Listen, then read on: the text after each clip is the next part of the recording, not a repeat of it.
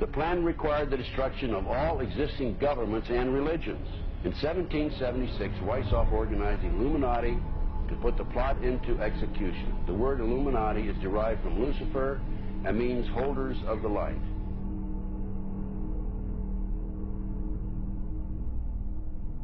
Weishaupt's revised plan required his Illuminati to do the following things to help them accomplish their purpose. 1. Use monetary and sex bribery to obtain control of people already occupying positions in high places in the various levels of all governments and other fields of human endeavor.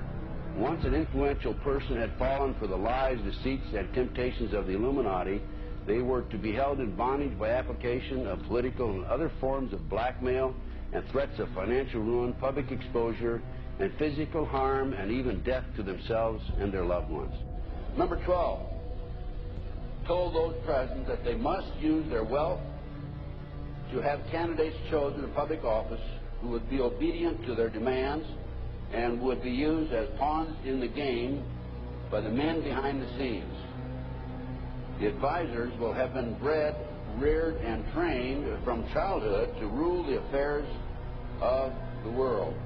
Number 13, control the press. Number 16, infiltrate into the secret Freemasonry to be used for their purposes. That's been documented many times. Number 17, expound the value of systematic deception, use high-sounding slogans and phrases, and advocate lavish promises to the masses, even though they cannot be kept. I will not forget the wound to our country and those who inflicted it. I will not yield. I will not rest. I will not relent in waging this struggle for freedom and security for the American people. So I don't know where he is. Nor do, I just don't spend that much time on it. We will not tire. We will not falter. And we will not fail.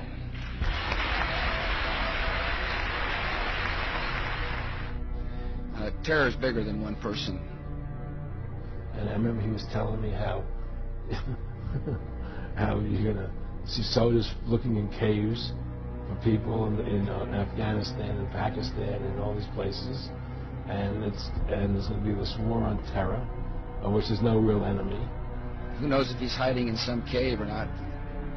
We hadn't heard from him in a long time. Operation Northwoods, the plan called for innocent people to be shot on American streets. This is the Pentagon. For boats carrying refugees fleeing Cuba to be sunk on the high seas. For a wave of violent terrorism to be launched in Washington, D.C., Miami, and elsewhere. People would be framed for bombings they did not commit. Planes would be hijacked using phony evidence, all of which would be blamed on Castro to justify an invasion of Cuba 40 years ago. An aircraft at Elgin Air Force Base would be painted and numbered as an exact duplicate for a civil registered aircraft belonging to a CIA proprietary organization in the Miami area. At a designate time, the duplicate would be substituted for the actual civil aircraft and would be loaded with selected passengers, all boarded under carefully prepared aliases. The actual registered aircraft would be converted into a drone, remote control plane, their word for it. Takeoff times of the drone aircraft and the actual aircraft would be scheduled to allow a rendezvous south of Florida. I mean, he's been tested unlike any other president. This 9/11.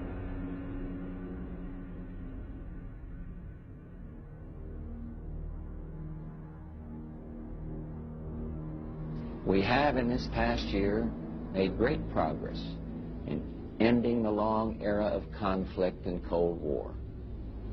We have before us the opportunity to forge for ourselves and for future generations a new world order, a world where the rule of law, not the law of the jungle, governs the conduct of nations. When we are successful, and we will be.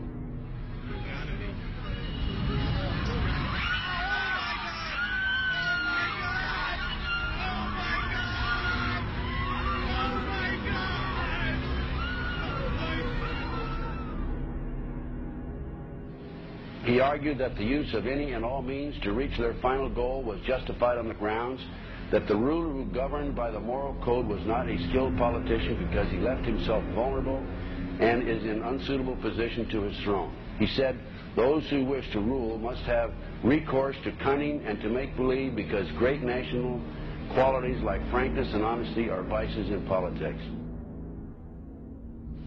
Fellow citizens will meet violence with patient justice, assured of the rightness of our cause, and confident of the victories to come. In all that lies before us, may God grant us wisdom, and may He watch over the United States of America.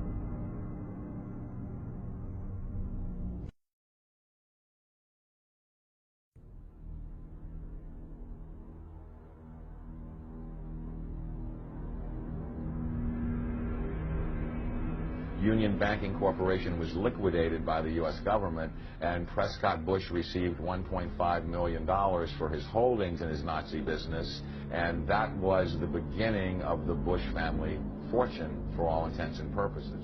George Bush takes his inspiration from what he learned in Skull and Bones and from the Thule Society that Hitler and Goebbels and Goring cut their teeth in, Bohemian Grove, these evil organizations that perpetrate the ugly things that these criminals are doing to this country for which they must be held accountable.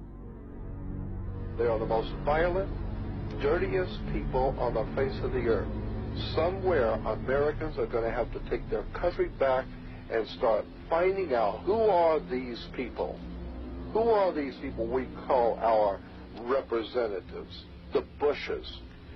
George Bush, the president, his father, went around the country talking about a new world order.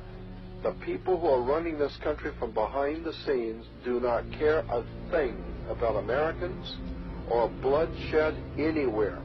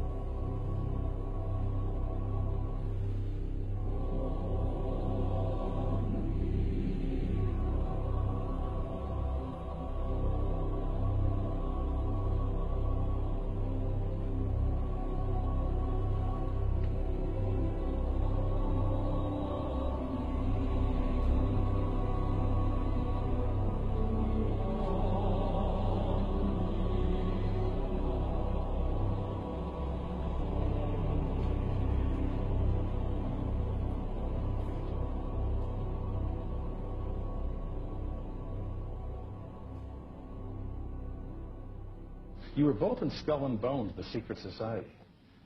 It's so secret we can't talk about it. What does that mean for America? The conspiracy theorists are going to go wild. I'm sure they are. I don't know. I haven't seen the web. Number 322. Sir. Were you a member of Skull and Bones in college in Bush? Were you in the same secret society? That's all right. Let me answer this question. Whoa, don't take me. I take no.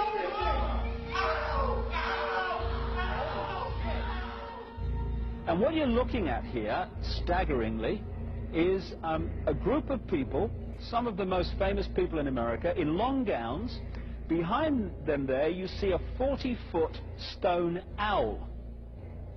And there's the fire between them, next to the lake at Bohemian Grove. Now, one might wonder, understandably, why the people that run the banking, political, economic system, and the media, in America should be dressed in long robes, doing a ceremony to a 40-foot stone owl. I think we should be told.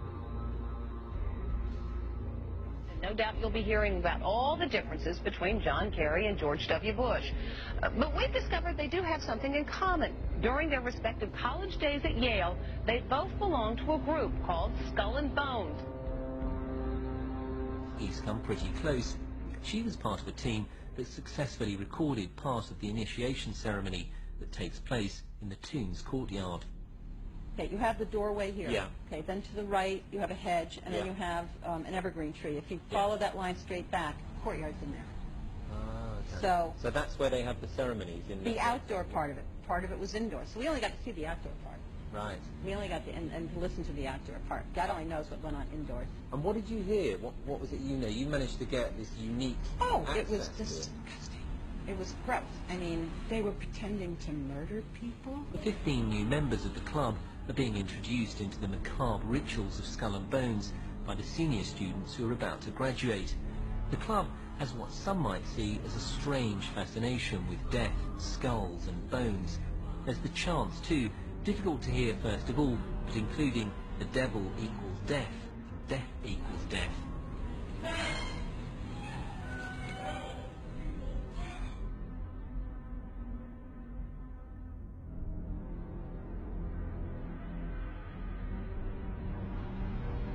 But when you get into a secret society of spirit worshippers, then, and especially when you're invited there by the direction of the higher-ups in the spirit world, you never get out of there alive.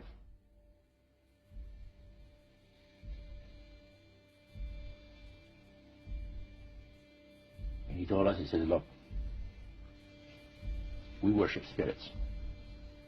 We worship Lucifer and all his angels. They're just as beautiful as they did before they were cast out of heaven.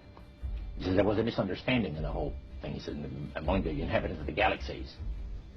And he says our master was misunderstood. And they always praise the great master, Satan, as a super intelligent being that he is. Beautiful to behold. And if he ever appears to you, you won't be able to look upon him because he'll be too bright. Their plot, their plan, their conspiracy remains invisible. The whole agenda is to create a one-world government where everybody has an RFID chip implanted in them. All money is to be in those chips, right? There'll be no more cash. And this is getting me straight from Rockefeller himself. This is what they want to accomplish.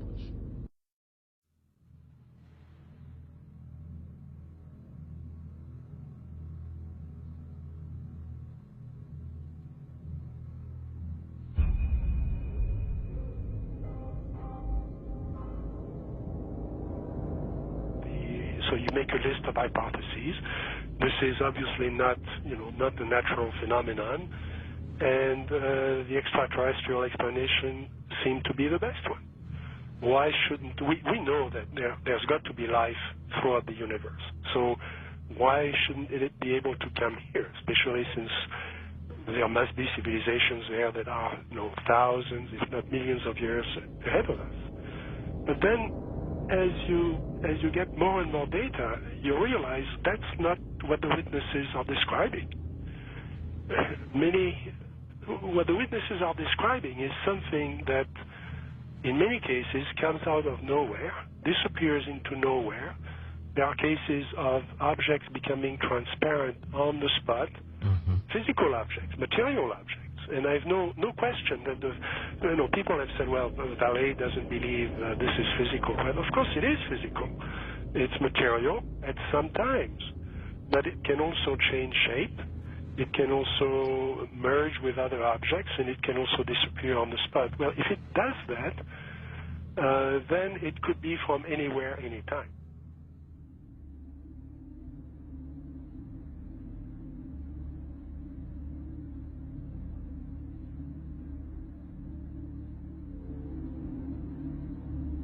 We always try to, to discredit the old legends, trying to say, no, these people were crazy, they thought everything was possible.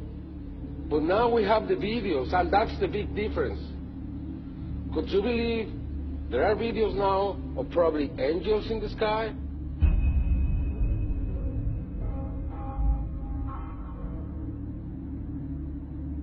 And then I started looking at some of the things that didn't fit. And one of the things that I had to ask is, when did this actually start? Every UFO book starts with, on June 24, 1947, Kenneth Arnold saw something about Ukrainians. Well, that's not really true. I mean, we have data from the 30s and the 20s and from 1896 and 1897 all over the United States, and then you can go back in history. And many people don't want to hear that. They want to hear that this is, if you follow the first level extraterrestrial theory, then ETs, discovered us when the atom bomb went off and they came here to study us. Well, that's not what the data says. So when did it start? And I found an enormous wealth of data going back to medieval times and even before. Of course, as you go back in history, you lose the cultural context, and it's harder to understand the data. But in medieval times, there were records, especially the records of the church, that were kept very, very carefully about strange phenomena. The skeptics are always saying, well, give us your best case and we'll take it apart. There is no such thing as one best case in any field.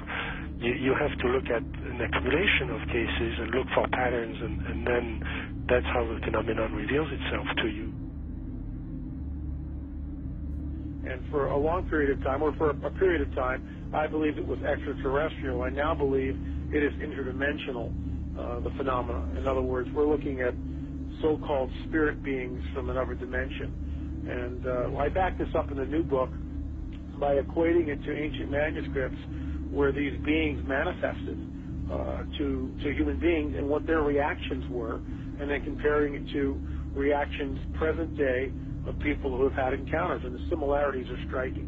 Because first of all, you say to yourself, why would let's say anyone deliberately crash saucers in Roswell, New Mexico, and then allow the bodies to be retrieved? What are these bodies, in fact? And it took me a long time to figure this out. And this is a theory, okay? There's a difference between the grays, the little guys, right, that we see that have now been enculturated with the big black slanted eyes that are about 4 feet tall, all right? Those, let's just call them the grays because pretty much everyone knows them as grays. But there's another creature which people and abductees talk about that they see on board the ships, and these are tall beings, and they assume different forms. Sometimes they can appear as reptilian, other times they can appear as insectoid, other times they can appear as Nordic. In other words, in my opinion, they're shapeshifters. Now, why would I say that? What backs it up? There's a scripture, once again, from our spiritual handbook, which says that basically fallen angels can appear as angels of light if they so choose. Okay? They can appear as angels of light if they so choose. That's a shapeshifter. But it shapeshifts. It can appear as whatever it wants to.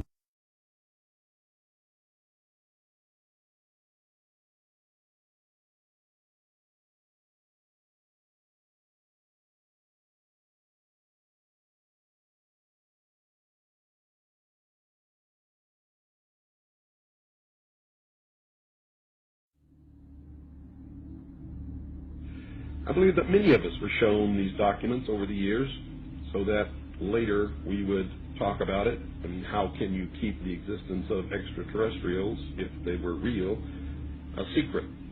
And how could anyone keep quiet knowing that they had seen documentation, official government documents labeled top secret, that expressed that these extraterrestrials were real and had visited this earth? I wanted to know just how true all of this was, and I began a program of research to find out if extraterrestrials were real. What I discovered was amazing.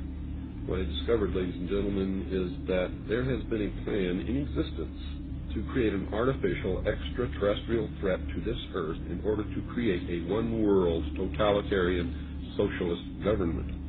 all the bombardment of the public with movies about flying saucers in the 50s, right after the United Nations Treaty was signed and the UN Participation Act was pushed through Congress, and all of the incidents since that have convinced the majority of the American people that flying saucers are real and extraterrestrials exist, and that flying saucers are from an extraterrestrial origin. This is being promulgated in many ways, by television commercials, in the movies, in the newspapers, by creating incidents either real or imagined.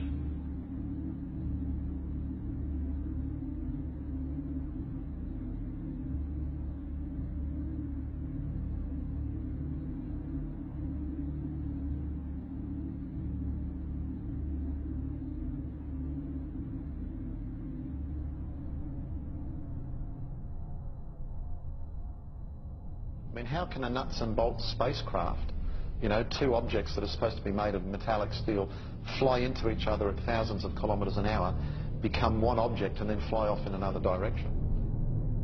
He says the UFOs do not seem to exist as tangible manufactured objects. They do not conform to the natural laws of our environment.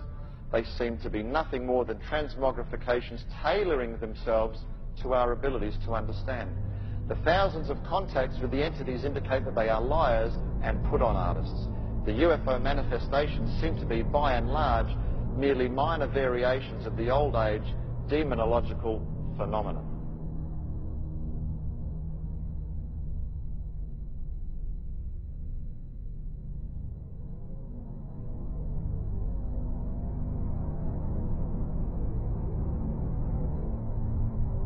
And again, the researchers will show you that the messages being received are deceptive in nature. They will tell you things like, well, you know, we've come from Venus or Mars in the 60s. That was the messages. Well, we now know that's impossible. Now they say they come from Sirius or Orion or Zeta Reticuli or somewhere far off, where we can't test those claims. And that's the problem. And some of the stories they've told us, like that, we know to be demonstrably not true. And if someone comes to you, Chris, and tells you a story and does all these things and says, I'm here to help you, but then does brutal things to you and then lies to you, then I don't think trust is a good place to start.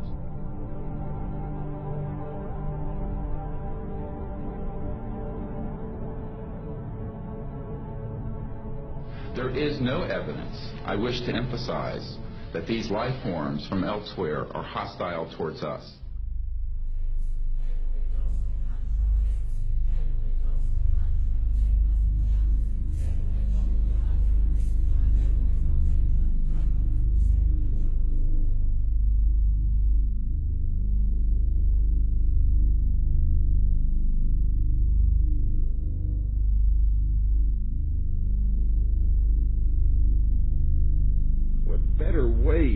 Implement a plan to bring about a one-world government than to create the possibility in the minds of the people of the world that we are being threatened from some other species, from some other planet, and do it in a way that if anybody questions it or challenged it or wants to talk about it publicly, that they are ridiculed.